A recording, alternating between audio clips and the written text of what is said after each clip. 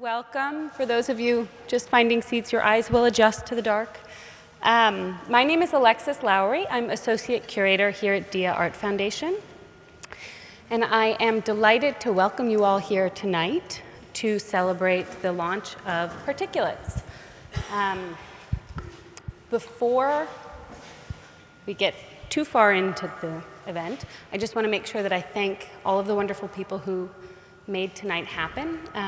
From our staff, especially Mary Catherine Youngblood and Max Tanone, who helped set this up so efficiently. The book was a labor of love. It was overseen by Stephen Hoban, Laura Fields, Kat Atkins from Dia, and David Gray, who unfortunately can't be here with us. It was generously funded by some people who really believed in Rita and the project, including Susan and Leonard Nimoy, Jill and Peter Krause, Catherine Farley, and Jerry Spire. And and Brenda Potter. And most importantly, I want to thank Rita and Nalo for coming up with this wonderful project and this wonderful second project. So Particulates, the project, was commissioned by Dia Art Foundation in 2016. As you can see, it consists of 16 high-powered lasers that are usually used in industrial or scientific contexts. Here, arranged in what is called the hyperboloid of revolution. We'll talk a little bit about that maybe at some point. And it was partially thought of as one of its points of departures was a work in Dia's collection, a sculpture by the artist Dan Flavin that uses fluorescent light bulbs in a barrier formation that runs the length of a gallery, very efficiently cutting the space in half using light, but also the structure of the bulbs. And that was something that Rita became interested in, and we might think of this as, in some ways, a deconstruction of that piece, but it goes well beyond it and brings in totally new context. But thinking about the idea of light as an efficient medium for organizing space. But it also brings in Rita's long-standing interest in science fiction. In 2001, she started a series of books that used collective writing structures, and the Future Waves book was modeled after this genre of science fiction, thinking about science fiction and contemporary art. And that book is the first time that Rita and Nalo collaborated. So this is bringing them back together. We're really thrilled about that. And thinking about this project as a tool for speculative thinking in some ways. So before we get any further, I want to just very briefly introduce both of our illustrious panelists, who obviously you don't need no introduction because you're all here to see them, but we'll do it anyway for formality's sake. Rita McBride is an artist, and until very recently was the first director of the Kunstakademie in Dusseldorf. She has shown her work in museums around the world. Most recently, she had a beautiful comprehensive survey show at Wiels in Brussels. And she has realized public art installations in large scale across the world. Perhaps her most well-known installation being Mae West, which is a large hyperboloid of revolution formed out of carbon fiber in a traffic circle in Munich. And Nalo, bear with me, was born in Jamaica. She lived in Jamaica, Guyana, and the United States before moving to Canada, and Trinidad, before moving to Canada as a teenager. She's an acclaimed author who's published 6 novels and numerous short stories. Her first novel, Brown Girl in the Ring, won the Warner Aspect First Novel Contest. She's also received Campbell and Locus Awards, World Fantasy Award, and the Sunburst Award for Canadian Literature of the Fantastic. It's a wonderful title for a prize. So welcome, everybody. Welcome, Rita and Nalo.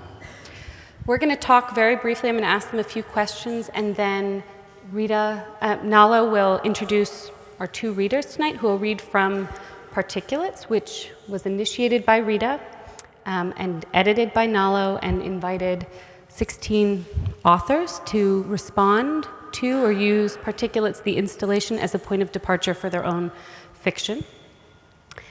Following the readings, we'll continue the conversation and open it up to you guys for questions, and then we'll have book signings that way at the end. So, Rita, the first question I want to ask you is to think about the wormhole, and what about this attracted you, or what were you interested in doing with the idea of the wormhole that you didn't do in the installation, or couldn't do in the physical installation? First of all, I'd like to thank you very much. I thank everyone for being here. It's pretty inspiring to see such enthusiasm this evening. So wonderful, and such an honor to work with Dia and to work with Nalo, and to have such amazing writers bringing incredible stories to us in the last 6 months. So wormholes are something I felt like I wanted to explore. I mean, they are a kind of visual analogy for suspension of disbelief. This is something we sort of talked about along in the process here. But I was particularly interested in how to explore it further, how we could... I think that it's a literary device, very specific originally, I would say, to science fiction. And it sort of has lost a kind of purity and almost become a kitsch kind of device, which I thought it's interesting always for me in my own work, in other works. I'm always interested when things lose their original function and when they start to sort of seep into larger discourses or larger functions. And I think the wormhole was becoming something like that as it was being used in a lot of different ways and with less of this original purity. So, you know, of course, being a science fiction fan, I really thought, okay, there's so much I would like to explore also linguistically about how we think of wormholes. Of course, it was an intuitive decision to make a wormhole. Most of my work comes from an intuitive place of like feeling like, oh, yes, we need an alternate reality from now and the here and now, so let's see what that is. And then I think it should generate more questions and not really even stay in a kind of political dialectic, let's say even, but go, you know, I'm always interested anytime I make any artwork in trying to ask more questions or bring it to a further, something that could be quite simple or even diagrammatic can become something much richer in thought and in fantasy and in imagination. And I think as an artist, we're always looking towards, you know, what we can do, what the future is, or, I mean, there's a kind of, I think, a basic instinct for artists to try to find something that we don't have now and something that can become, and there's a certain idealism about that.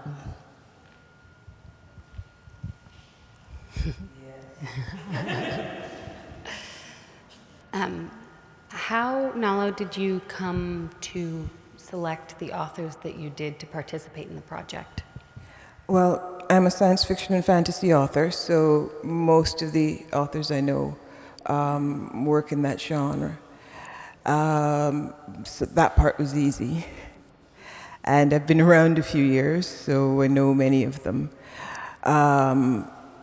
I talked with Rita, with her partner Glenn, with you guys at the DIA, and we generated a list of names, and I suggested more. Then it was just a matter of inviting them and explaining the project to them, the way that the stories are a response to Rita's wonderful piece. Many of them expressed their delight in being asked to do something like this because it is so outside their experience to get invited into the world of visual art. So even the ones who said no were thrilled. Did you see any differences in the writing or in the way that they approached the projects being an unusual ask to have them responding to a work of art? Yes. The first story I received was from Samuel R. Delaney, who is not God, but one of my favorite writers. And he took the concept way beyond the description of the piece and sort of used the colors and the idea of light to inflect the story. Some of us worked in a description of the piece somehow and found all kinds of uses for it, because that whole idea of the wormhole and the Einstein-Rosenberg bridge is still very fruitful, I think, in science fiction. And a concept like this, a piece like this, gives us room to play. So I saw all kinds of versions of what this looked like and what time is, and it was a delight to read them. It was a delight to read them. Do we want to use this as the moment to, and we will come back to this conversation, but. So two of the contributors are going to read their pieces, and we'll start with Victor Laval. Victor's the author of the short story collection Slapboxing with Jesus, 4 novels, The Ecstatic, Big Machine, The Devil in Silver, and The Changeling, and 2 novellas, Lucretia and the Croons, and The Ballad of Black Tom. He's also the creator and writer of a comic book, Victor Laval's Destroyer. I recently read The Ballad of Black Tom. It was shortlisted for the World Fantasy Award. It's a novella that builds and builds until you can't look away as it crashes upon you. I think you're going to enjoy what he has to say.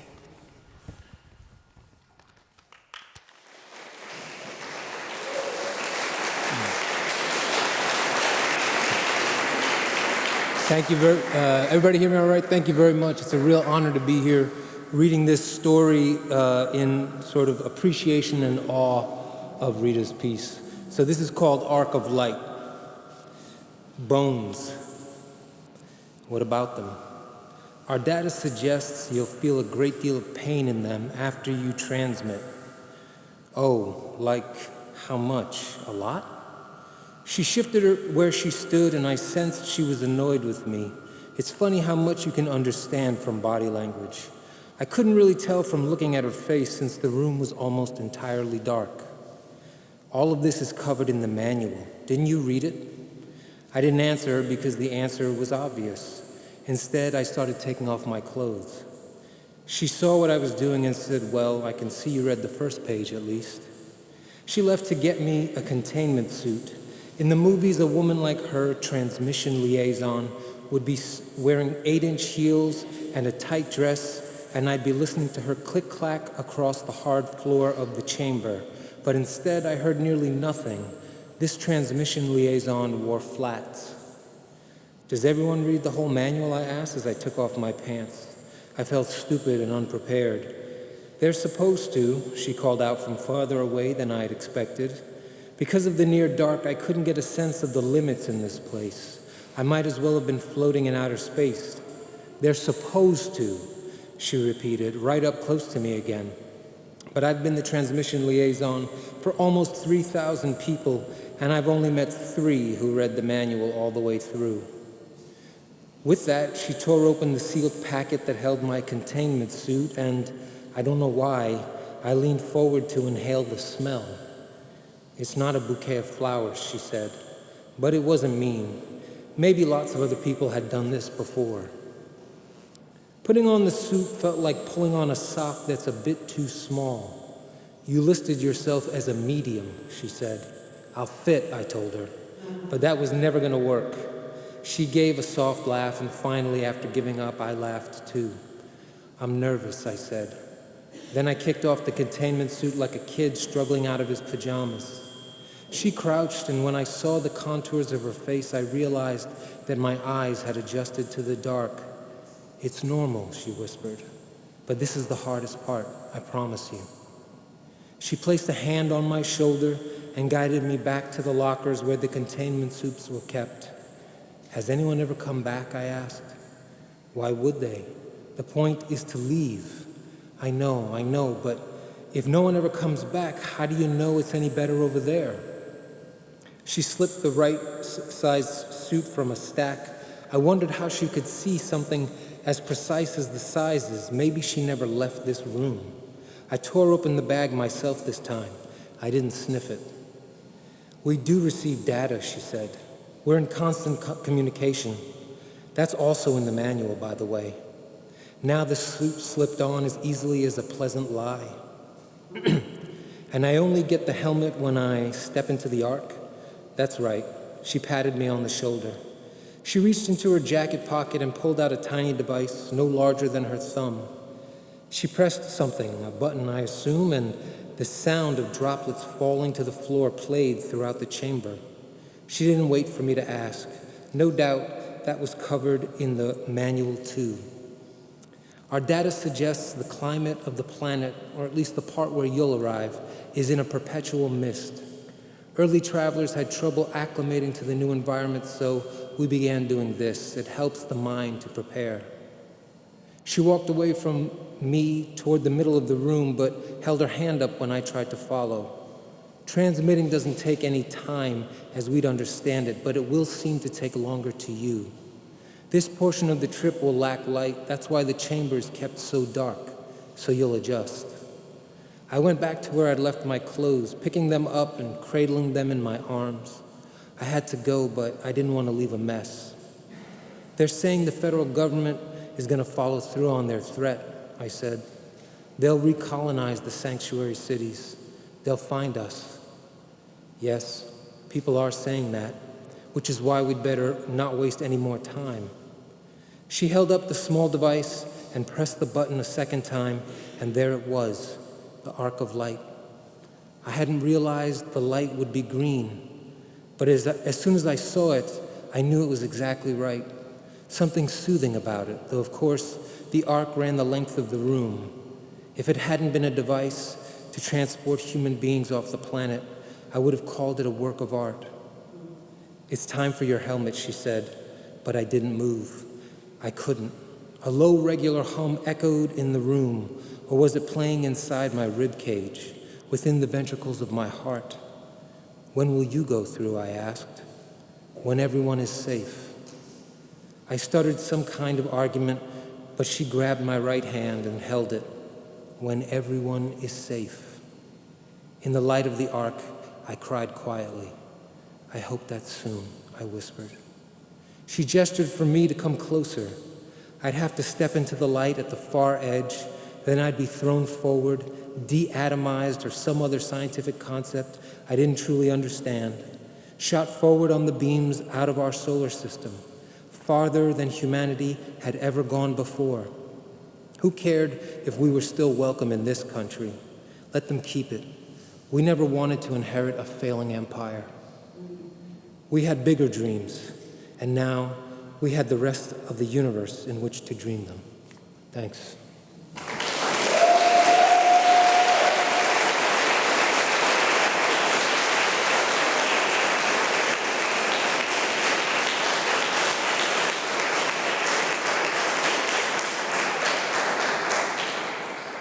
Thank you. I think oh, there we go. I'm here. Thank you, Victor, so much for that. Thank you for the image of the modern-day Buddha sending everybody through before she goes.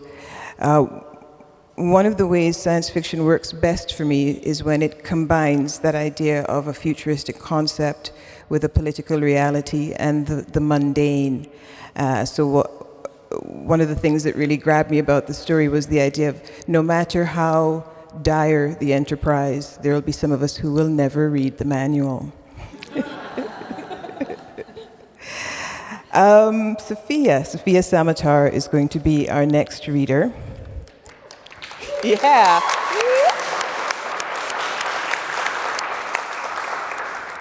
Sophia is the author of the novels A Stranger in Alondria and The Winged Histories, the short story collection Tender, and the hybrid text Monster Portraits, a collaboration with her brother, the artist Del Samatar. Her work has received several awards, including the World Fantasy Award. Sophia is one of the most exquisite prose stylists I know. I have to read her work slowly because I'll read a sentence and then I have to stop and take a breath, and have some granola and start again, just taking in her words. So I'm thrilled to have a story from her in this anthology.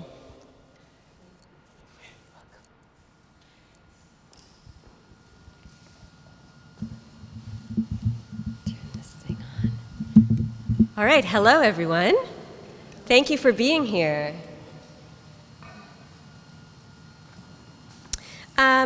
Before I start, I actually have a question. Is anyone familiar with the architectural term? It is spelled C-E-L-L-A. I'm guessing it's pronounced either cella or cella. Does anybody raise your hand and also shout, because I can't see you, if you're familiar with this. Oh, there we go. Hi, how is it pronounced? Cella? Okay, thanks. What, somebody over there said cella? All right, well, I was gonna look it up before I came, but I thought I would ask. I live in Harrisonburg, Virginia, on a street that is pronounced either Calicello, which is how I think it should be, or Calicello, which is how everyone else pronounces it. So there you go. Cella or cella. Well, you'll know when you hear the word come up. I'll decide when I get there how I'm going to say it. The story is called Universal Geography. All of this is green. I was living then in a small southern town. I was occupied with certain problems of space. Dim interiors haunted me. Some I had seen, such as an old marble warehouse in New York, but others seemed entirely alien. Sometimes, on awakening, I felt as if I had been forced through a narrow tube. I was loosely attached to a local university where my immediate supervisor, in a recent letter of warning, had described me as an absent person. We were having a strangely cold winter. I sat in a coffee shop and generated mathematical figures on my laptop. I was supposed to be writing a paper about a new type of wormhole, one dependent not on a black hole combined with a white hole, but on a pair of green holes. Two green holes, I theorized, connected by a special quantum relationship, could form the mouths of a wormhole that would not collapse. I was also supposed to be taking care of my son because the weather had turned so cold that the public schools were closed. As I said, I was having certain problems with space. How to open it, how to arrange a breakthrough, how to avoid collapse. I scrawled in my notes, the repulsive negative energy in the throat of the wormhole could, in this case, be generated from the outside. My son demanded cake. He peered over my shoulder at my screen. He whined because he wanted to use the laptop himself. Even the smallest children enjoy technology. They recognize their inheritance. It took me an hour to write one sentence. I think of the temple of Segesta, near Alcamo, Sicily, open to the sky. It's not exactly a ruin. It was never finished. I gave the laptop to my son, put away my notes, and opened Conrad Maltebrun's System of Universal Geography. I had been reading this book for some time. I was moved by Maltebrun's belief in a theory of everything and by his meticulous maps and charts. It was in Maltebrun that I read of the Temple of Segesta, which was built with neither cella nor roof. Cella was a new word for me. It means the inner area of a temple where the cult image was hidden. Without this inner core and without a roof, it is as if the temple has no center and no end. Such is the magic of its proportions and the beauty of its form that whatever side it is viewed from, it is equally admirable. I sketched a crown in my notebook. My spatial problems, I saw, were also problems of language. I had described my green holes as parent and child to indicate their entanglement, but surely this was misleading, as was the language of throat and mouth. Nonetheless, these were the words that excited me. These were the words that seemed to make thinking possible. Reading Malte Brun with his antiquated, translated diction, I often felt as if I had crossed whole fields of fennel in no time at all and was now standing at the top of the hill. When I looked up, my son had devoured his cake. In the laptop's glow, his face had a greenish cast. I felt a twinge of repulsive negative energy, for I worried about my son, who showed so little interest in books and only sat still when gazing at a screen. Certainly, I thought, he would never develop the concentration to write a work like the System of Universal Geography, which was completed, or rather abandoned, in 1826. I thought, I am raising a child with neither cella nor roof. At once, however, I questioned my own distress. Perhaps he was not ruined, but only unfinished. Perhaps I lacked the capacity to welcome the future. Recently, on a dating survey under What is Your Worst Trait, I had written the tendency to experience revolutionary change as mournful. We walked home past the creek that bisects the town, but there were no ducks. The wind blew savagely. The sky was a block of marble. I, too, was raised without cella or roof like an animal, but I will not be the one to unravel the secret of wormholes. I belong to a transitional generation, attached to its halting ways. I write with a pen. Malte Brun should have collaborated with others on his geography. He should have employed a staff of researchers. Instead, he charged himself with the weight of the universe, under which even Atlas stooped.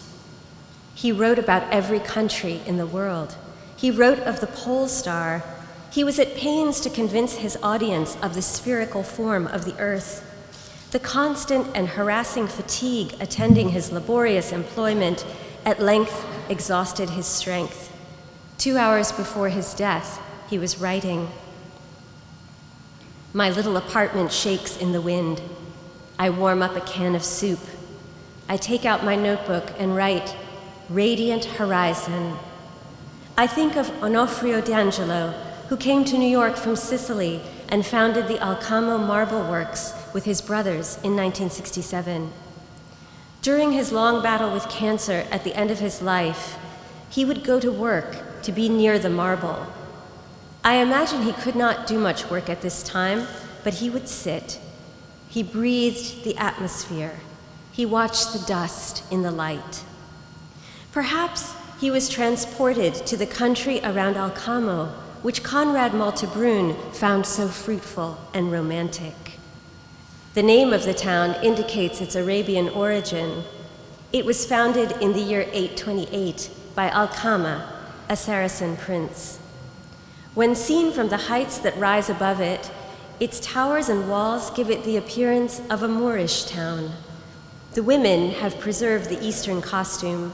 They never walk the streets without being covered with a large black mantle. The inhabitants of the town adore their Madonna, which has performed unnumbered miracles. Indeed, the people maintain that there is not a better Madonna in all Sicily. All of this is so green. How abruptly I find myself here as my son crashes into my body. He wraps his arms around me. I kiss the top of his head.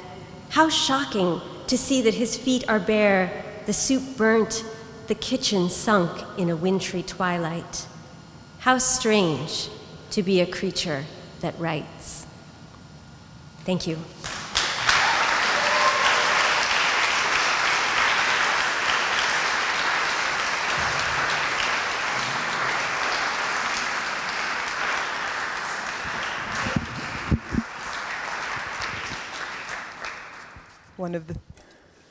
One of the things I love about that story is that nothing will take you through a journey in time and space than being a parent. Take you further in a journey of time and space. Nalo, one of the things that I really love about all of these stories is how vividly they describe this work of art without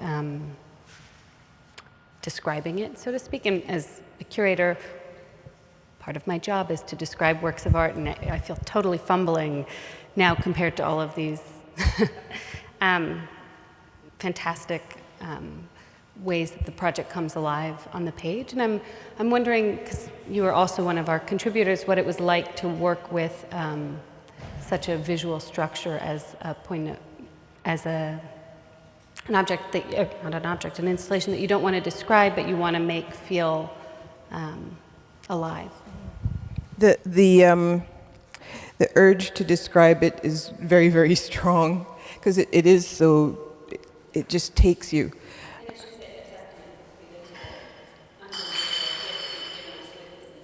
Mm-hmm. Yes. And as science fiction writers, I'd say one of the things we do is that we take the abstract or the theoretical and render it concrete so that you can actually witness it. And so applying that practice to something like this means you're sort of feeling around for ways to get at it without, being too obvious. I think I gave in and finally just described it.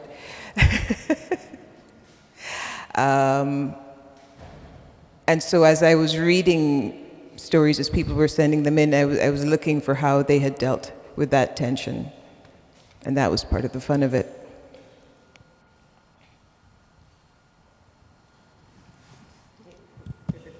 No, did you see that as a hindrance, or like that it was to be so focused on something that exists visually, a visual analogy for? No more a hindrance than, say, having to pay attention to meter and rhyme when you're writing a sonnet. I tend, I don't know what it's like for the other writers, but I tend to think of that kind of thing as it prompts your creativity even more. I know that I had visited the piece in person, but I kept, as I was writing, going back and looking for what images of it I could find online, trying to regain that sense of sort of extending through forever, and the colors and just I think I made up a smell because I couldn't make a figure, I couldn't remember what the smell of the space was. So no, not a hindrance at all. Very encouraging, in fact. Would you be willing to read your story? Please? I can. Yes. Hadn't really planned on it. Snuck that in there.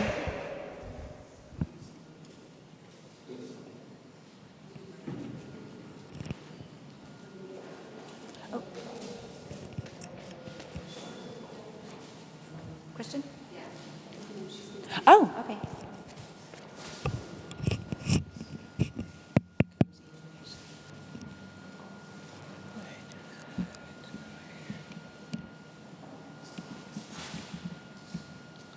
That on? Wow.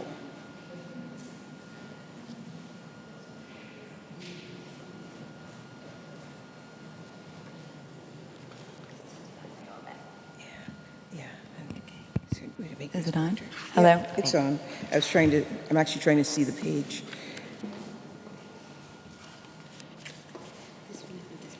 Yeah, thank you.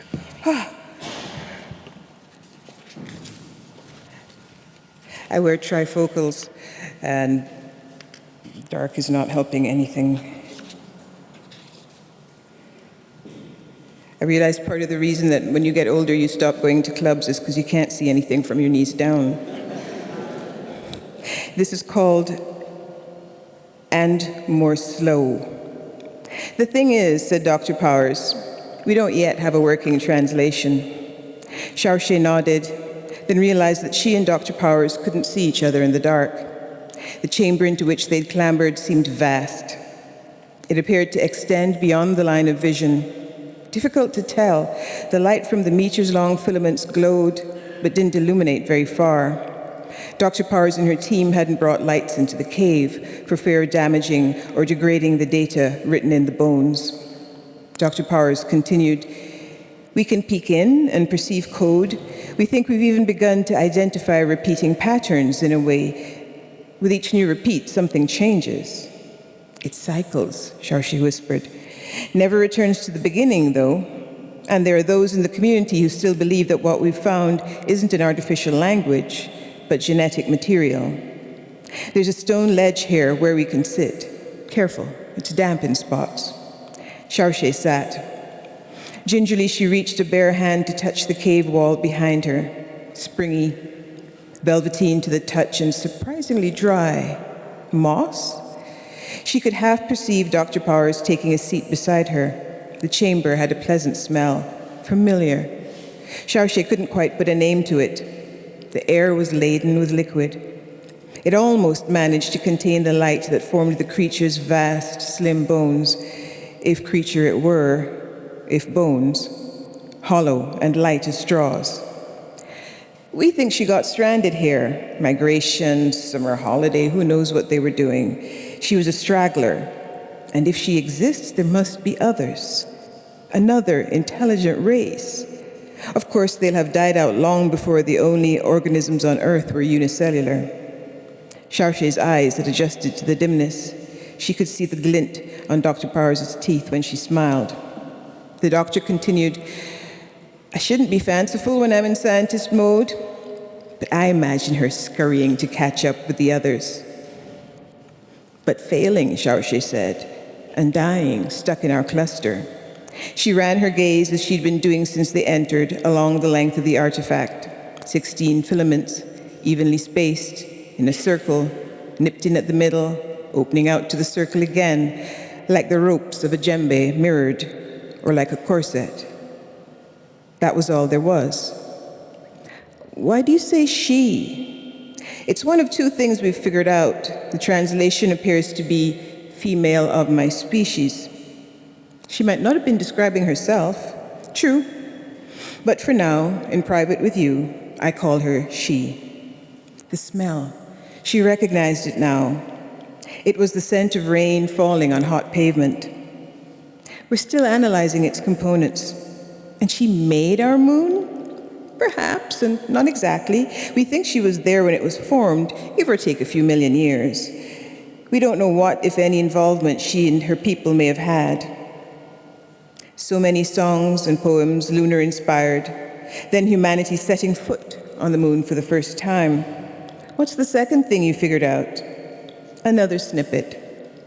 It appears to be, "Please tell my progenitors," or perhaps it's my father's, and then an expression that we've been joking could be the equivalent of "the front door keys under the mat." The sound of voices came from outside, official sounding, asking a question. Then the sound of footsteps coming their way. Xiaoxi said, "They've come to take her away from you, haven't they?" Dr. Powers inhaled quickly, like someone experiencing a blow to the body. "Yes, the minerals in her bones are very valuable. We can't even prove that this was a sentient creature. Some fools are still arguing that it's a natural formation, though unique. They're going to mine her away to nothing." Xiaoxi took the doctor's hand. It was warm to her touch. The lines and whorls of her palm and fingers met Xiaoxi's. "Not nothing," Xiaoxi said. "I know it's pallid comfort, but she was here, and she is here. She left her mark in her bones, in you and in her team, in me, and she'll last forever in whatever widgets they're going to make from her." Dr. Powers stood and went closer to the filaments. "It's so beautiful, isn't it?" "Yes." As some people came nearer, suits, clipboards, Xiaoxi contemplated the gift of a woman making of her very self a work of art and science, fully taking up her space, all of it, and more.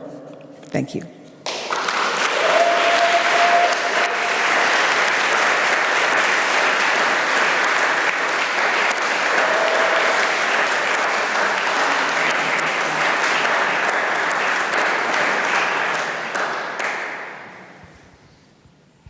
Yeah, I think we'll open to questions. I actually have one to begin that's for you, Rita, that's a prompt from your story, Nalo, which is, can you talk a little bit about, I mean, one of the wonderful things about this installation is how much space it does claim in the gallery and how efficiently it does that.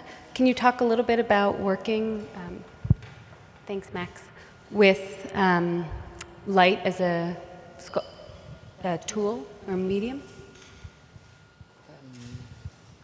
I rather like Nalo's, wormhole as possible, of course, which is, it is very efficient for building space and lines and ideas can exist in space very efficiently. And this kind of shift between 3-dimension and 2-dimension, which happens if you walk up and, if you're not sitting just there looking at this one view. But in what relationship to Nalo's story were you thinking? Well, the way that Nalo talks about the sculptures, or the bones as claiming space and taking up all of this space, I think this is almost 100 feet long, so there's a real power to the scale of the installation.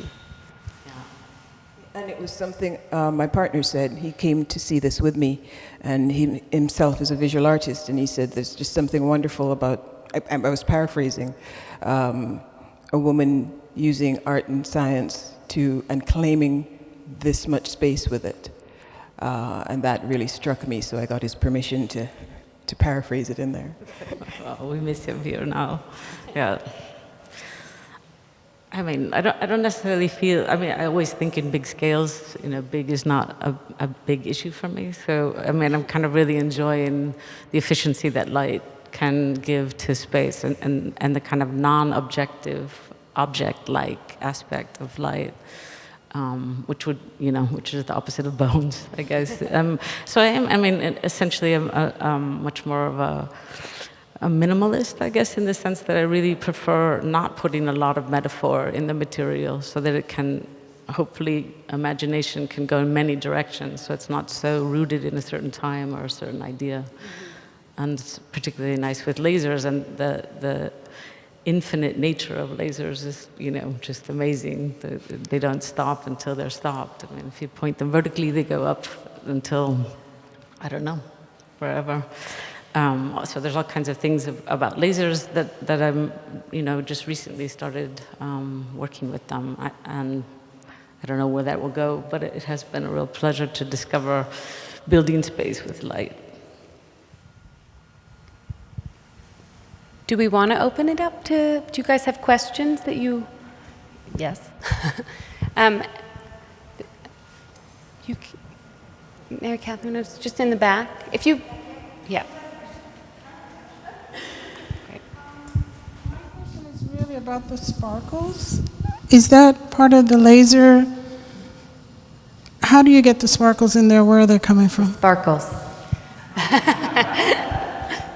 They're actually from a misting system that I added to the lasers, which is turned off right now because it has a really nice motor sound, but we thought it would complicate all the sound that's going on in here now.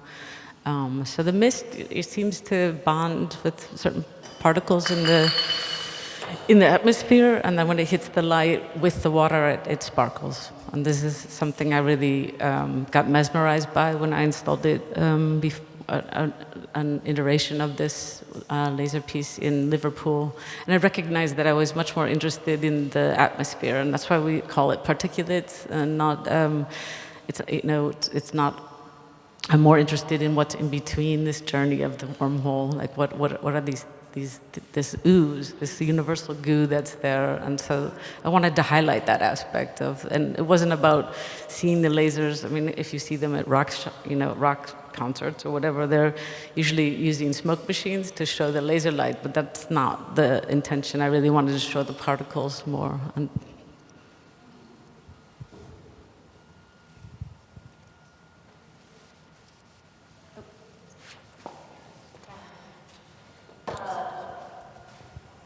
I want to ask a question about the mechanics of it. It originates there? No, over there. Okay, so it The lasers, the mechanisms are behind that wall.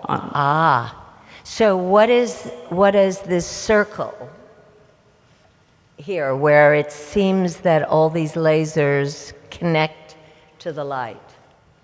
Well, those are just actually, the lasers are pointed at the wall in 16 holes, and you're actually seeing a reflection as they hit the wall.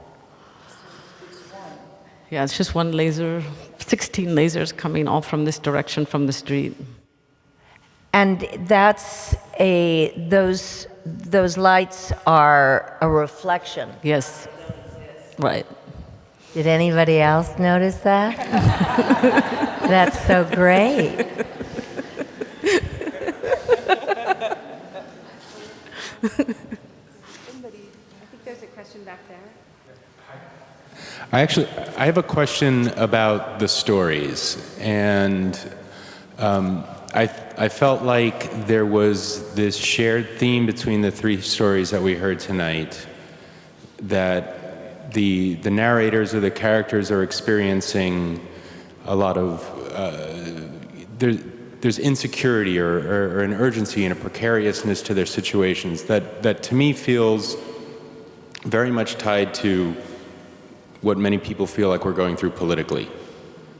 And so I'm curious, as writers of speculative fiction, science fiction, do current events, do political situations affect your writing? Do they affect what feels important to you, what you feel you need to express?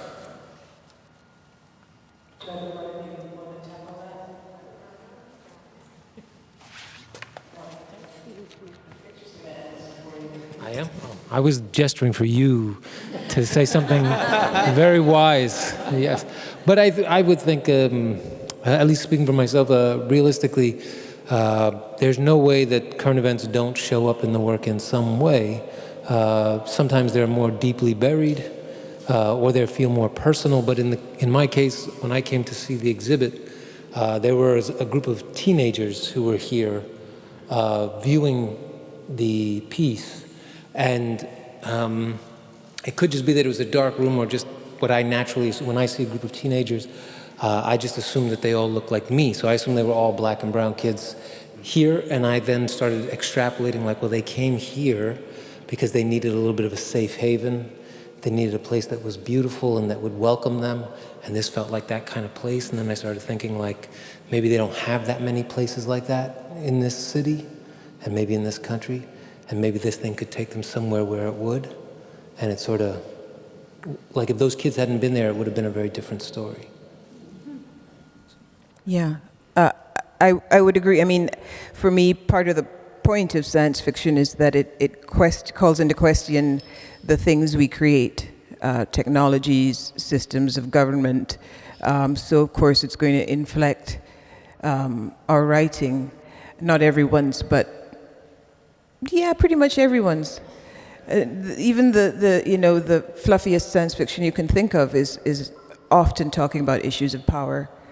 And the piece and Rita's statement about it sort of brings up issues of displacement, so I'm not surprised that it shows up in so many of the stories. One of the things we haven't talked about is the barrier that's also part of the piece.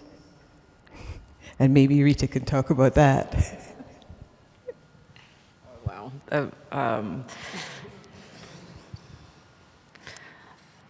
I think, I mean, I can only talk about it as a kind of process, in the sense that, often when you're working with the public, what you want to have a public around and being involved and engaged in the work, there are certain constraints that are, put on us, but we can't let people get so close, they'll fall down, or they'll get hurt by the lasers. And actually, in New York, lasers are considered weapons.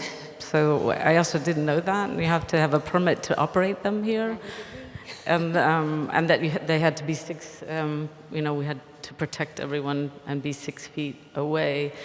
as an artist, I mean, I had worked with crowd control barriers before. I have made some prototypes for them, as they're fascinating how they also create space and public space. And so this was something that, quickly I said, okay, well then I get to design these. And these are carbon fiber sheets, and I took some delight in designing them with a kind of particular Victorian structure. I find them, I took a Victorian design and kind of melded it with a normal crowd control barrier, or there's many different kinds, you might be surprised actually.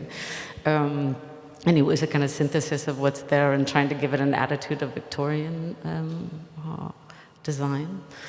And I think I really, when you can think about crowd control and space and these barriers that are supposed to be there to protect ourselves from ourselves, it's a lot of fun to be able to think about how that can look. And I mean, this isn't just a line across, so somebody who's not thinking about crowd control or some kind of flow would just put a line there at 6.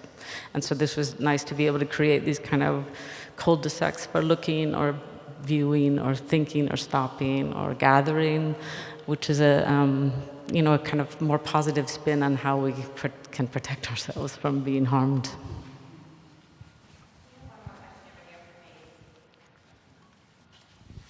Yeah, you actually sort of just talked about exactly what I was going to ask, but yeah, I was really fascinated by how normally barriers are up to keep us away from the art, to protect the art from its viewers and its audience, like we're dangerous members of society or something, but in this case, we are being protected from the art. The art is so powerful that it could blind us or damage us physically, and I was just wondering how you deal with that, if that interests you at all, if that's something that you're thinking about while you're making these installations. I mean, I would never want to put anybody into harm, so it's not something that I'm looking for, and I was quite surprised, because actually, you don't burn up when you walk into these lasers, you don't immediately disappear, but it's these kind of heavy security precautions that almost every action in public has now, so it's really hard to escape the security industry, which insists on protecting us from ourselves, and I think that's a challenge that's interesting for me as an artist that likes to work in the public sphere. So I really enjoy working in the public sphere. There's a question right there, and I don't know that.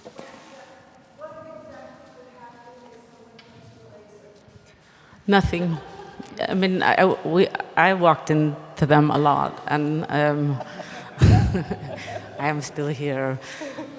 No burning, and actually, we had a few experiments that we were afraid that we would start a fire, but it didn't happen. And I think the biggest danger is looking into them, and you can be blinded if you look directly into the laser.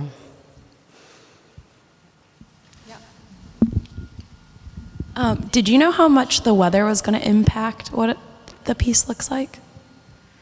Thanks for asking that question, because I guess you noticed in the book, I guess not everyone has the book yet, but we did take rigorous data collecting. We had an idea that it might, but we didn't know to what extent. So we monitored it very carefully, and of course it had hot days and really sauna days, and other days were completely different. So Dia really carefully took the temperature, time of day and date. And I think, so we used it with the book, which was really, and also actual images from that time and date. So each story has the time and date and temperature of the wormhole, and an image of that starts with each story. That was a kind of nice structure that happened, but I honestly did want to know how the atmosphere would change, especially the water and the humidity, and what happens to the particulates. So now we have that data, and I don't know how else to use them. I think we used it the best so far with the book, but no, there's a lot of variables, and how many people are here, and all those things we could never know until doing this for the last 6 months and keeping records. I think with that, maybe we can move to, will you guys sign some books?